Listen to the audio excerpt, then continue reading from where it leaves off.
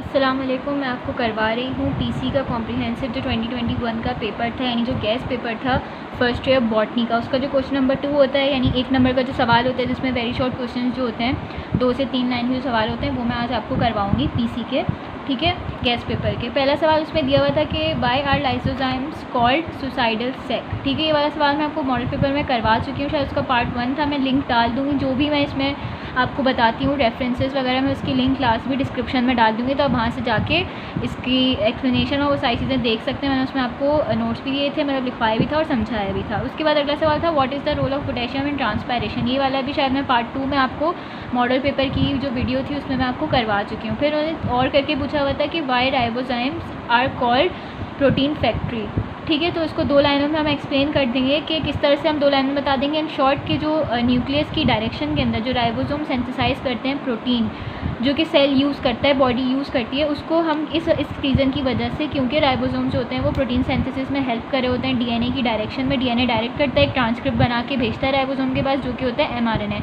उसके अंदर information encode हुई होती है, उसको राइबोसोम ट्रांसलेट करते हैं, ठीक है। ये सारी डिटेल आप सेकेंड ईयर में पढ़ेंगे, आपकी बुक में भी थोड़ा बहुत गिवन है। ट्रांसक्रिप्शन ट्रांसलेशन वाले जो है वो स्टेप्स एक्सप्लेन किए हुए और बताया हुआ है किस तरह से राइबोसोम के अंदर ट्रांसलेशन होती है एमआरएनए की, जिससे प्रोटीन्स बन रहे होते थे। तो इसी सारी वजूहत की वजह से राइबोसोम्स को हम कहते हैं प्रोटीन फैक्ट्रीज को। इन्हीं सारी बातों को 2 लाइनों में आपने एक्सप्लेन कर दिया।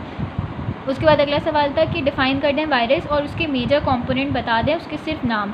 देखिए, जब भी इस तरह के सवाल आते हैं वो 1 नंबर के होंगे तो उसमें ये डिफ़ाइन करने का 1 नंबर होगा, और इस तरह से कंपोनेंट के सिर्फ नाम बताने के लिए अगर नाम बोलेंगे तो आप सिर्फ नाम बताएंगे। अगर वो यहाँ पे डिस्क्राइब का वर्ड यूज़ करते तो फिर आप इसके बारे में 1 लाइन कुछ बताते हैं उसके कंपोनेंट के बारे में, लेकिन अगर वो सिर्फ नाम पूछेंगे तो आपने सिर्फ इस तरह के सवाल में नाम बताना है। तो इसको डिफ़ाइन करने की और उसके कंपोनेंट के नाम बताने के आपको पूरे 1 नंबर मिलेंगे। आधे नंबर की ये चीज़ है और आधे नंबर की ये चीज़ है, इस तरह से मिलकर आपकी नंबरिंग हो रही होती है 1 मार्क के क्वेश्चन के अंदर, ठीक है। तो इन्होंने पूछा वायरस क्या होते हैं। वायरस बेसिकली वो नॉन सेलुलर स्ट्रक्चर थे, ठीक है। ये इनके अंदर सेल, जो चीज़ें आपने सेल के अंदर पढ़ी हैं वो वायरस के अंदर इस तरह की कोई चीज़ नहीं होती, बल्कि इनको क्या कहते हैं, पैरासाइटिक एंटिटीज़ कहते हैं। यानी कि ये अपनी ग्रोथ के लिए, अपनी डेवलपमेंट के लिए, अपनी रिप्रोडक्टिव साइकिल के लिए सारी चीज़ों के ऊपर किसी दूसरे ऑर्गेनिज्म के ऊपर डिपेंडेंट होते हैं, जो कि इनका होस्ट होता है। इस नेचर की वजह से इनको पैरासाइटिक एंटिटी कहते हैं। और ये क्योंकि लिविंग सेल्स के बाहर जो है वो सर्वाइव नहीं कर सकते, यानी कि इनको अपने सर्वाइवल के लिए लिविंग सेल की ज़रूरत होती है। इस बात को थोड़ा सा समझिएगा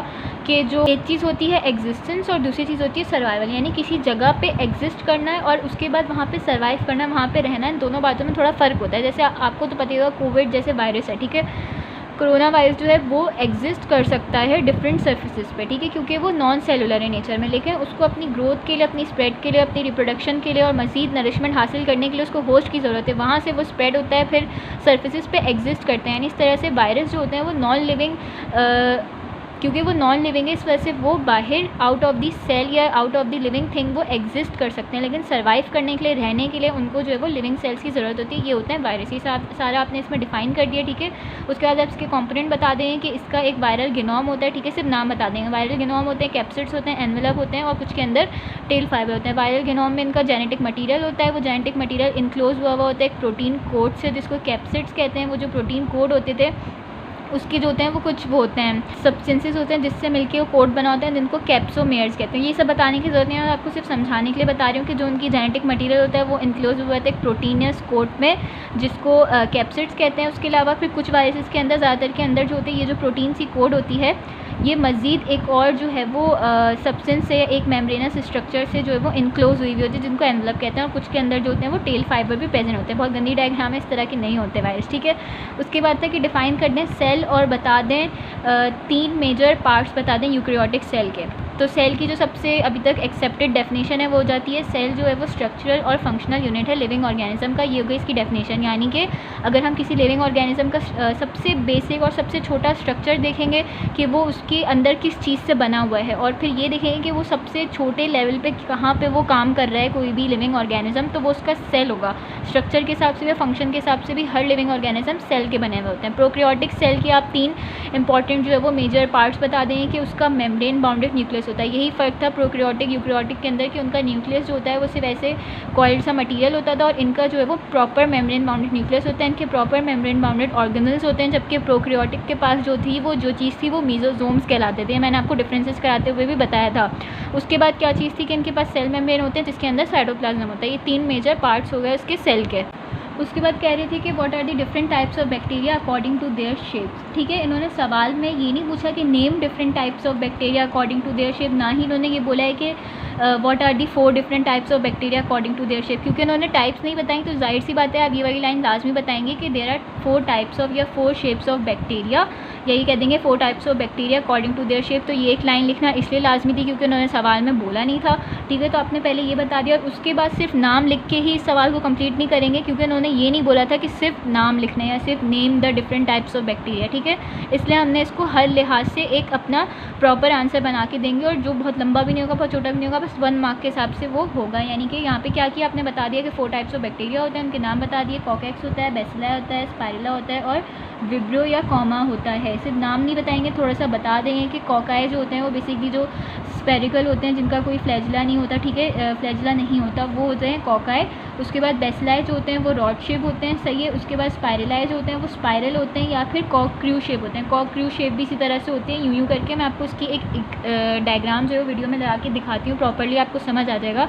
कॉर्क का आपने देखा होगा अक्सर फिल्मों वगैरह में जो शैम्पेन होती है उसके ऊपर एक चीज़ लगी हुई होती है, कैप लगा होता है, वो कॉर्क होता है। उसको खोलने के लिए एक स्क्रू होता है। ठीक है, तो उसकी जो शेप होती है ना बिल्कुल उसी तरह के होते हैं ये स्पाइरला, या फिर सिंपली आप इसको इस तरह समझिए कि स्पाइरल शेप के होते हैं। बाकी मैं आपको डायग्राम भी दिखा दूँगी। ठीक है, उसके बाद था कि विब्रो या कॉमा शेप, तो वो इस तरह से होते हैं कि जिस तरह से कॉमा होता है यानी आगे से थोड़े से ब्रॉड होते हैं और नीचे से इस तरह से फ्लैट से होता है, ये कुछ नहीं है।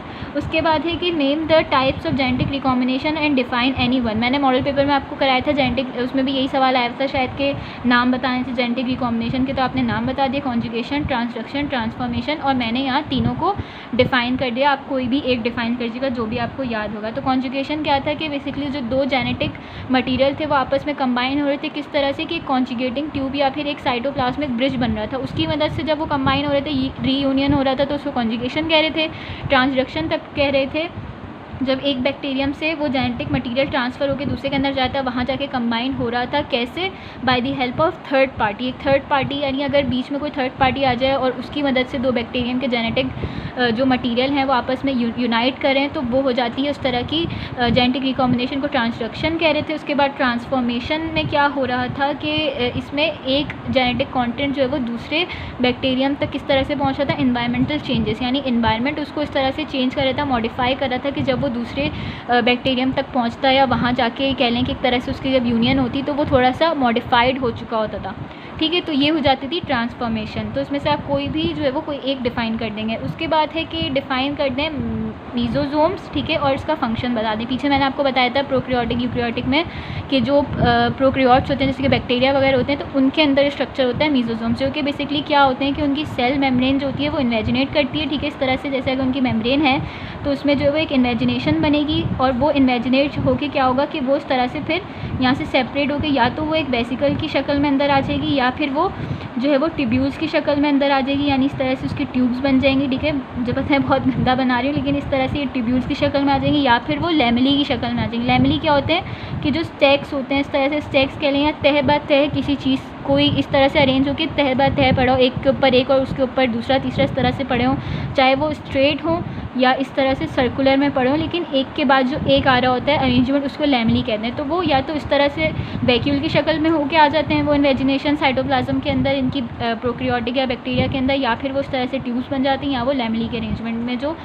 इनके जो स्ट्रक्चर्स होते हैं उनको मीजोजोम्स कहते हैं, जो कि सारे जो यूकैरियोटिक सेल के अंदर जो ऑर्गेनल्स जो फंक्शन परफॉर्म कर रहे होते हैं उसी तरह के इनके काम हो जाते हैं। तो उसके फंक्शन में हम क्या बता देंगे कि ये हेल्प करते हैं डीएनए रेप्लिकेशन में, सेल डिवीजन में और रेस्पायरेशन में। एक और फंक्शन लिखा हुआ था बुक में कि ट्रांसपोर्ट ऑफ एंजाइम, तो वो भी आप यहाँ पे लिख लीजिएगा।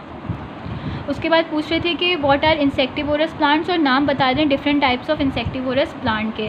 तो पहले आप इसकी डेफिनेशन बता देंगे उस तरह के प्लांट्स जो कि ऑटोट्रॉपिक थे, ठीक है, हिटरोट्रॉपिक भी थे, यानी पार्शली ऑटोट्रॉपिक थे, पार्शली हिटरोट्रॉपिक थे, यानी खुद से भी अपनी नरिशमेंट बना रहे थे और दूसरे ऑर्गेनिज्म पे भी डिपेंड कर रहे थे। रीज़न भी आया हुआ था मॉडल पेपर में, आगे भी आएगा कि क्यों ये इंसेक्टिवोरस प्लांट कहते हैं या क्यों ये हिटरोट्रॉपिक, ये कह लेंगे क्यों उनका हिटरोट्रॉपिक मोड होता है। तो इसलिए मैंने उसमें समझाया था कि जो ग्रो कर रहे होते हैं ये नाइट्रोजनस डेफिशिएंट सॉइल के अंदर, तो जो उनकी नाइट्रोजन की जो कमी होती है, जो प्रोटीन की कमी होती है, वो किस तरह से पूरी करते हैं, हिटरोट्रॉपिकली इंसेक्ट्स या फिर स्मॉल बर्ड को जो होते हैं खाते हैं, उसको डाइजेस्ट कर सकते हैं। इस वजह से भी इनको इंसेक्टिवोरस प्लांट कहते हैं। उनकी डेफिनेशन में भी यही सारी बात बता देंगे। फिर आप इसकी टाइप्स बताएंगे, इसमें आ जाएगा पिचर प्लांट, डॉर्सेला, इंटरमीडिया। अच्छा, यहाँ पे भी जो इसके बायोलॉजिकल नेम है अगर आप वो लिखें तो ज़्यादा बेहतर है, दोनों भी लिख दें तो कोई मसला नहीं है, कोई एक भी लिख दें तो कोई मसला नहीं है, बाकी बेहतर होगा कि आप इस तरह से बता दें।